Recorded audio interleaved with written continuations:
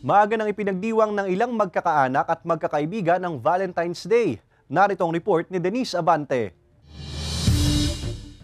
Hindi na magkanda-mayaw ang magkakaibigang ito ni Julie May sa pagpili ng bulaklak na ibibigay daw ng kanilang kaibigan para sa kanyang special someone. Magkakasama silang nagtungo sa isang mall sa Lipa City para mamili ng regalo sa araw ng mga puso. Pagkakataon na rin daw kasi nila itong magkasama-sama para maagang i-celebrate ang Valentine's Day. Priority din daw kasi nila ang pag-aaral. For advance na po kasi po aagahan po yata nila ng surprise para bukas. Bukas po ay may pasok naman po kami, so yun po unahin namin. Madami po kasi kaming quiz, siguro po mag-aaral po ako.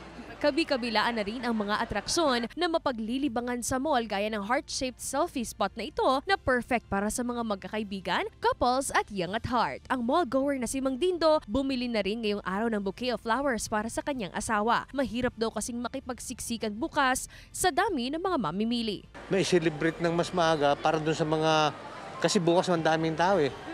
Masikip, magkakaubusan ng flower. Ay kung agahan mo, na i-celebrate. Iba-iba klase yung mga tao, di ba? Mayroong gusto yung mas maaga, makapamili ng aga, makapaghandog ng maaga sa kanilang mga loved one. Bukod sa heart-shaped frame, maaari rin magpa-picture sa mala prinsesa at prinsipeng mga modelo na may daladalang lobo na hugis puso. Kasama si J. Arman Hares, Denise Abante, Balitang Southern, Tagalog.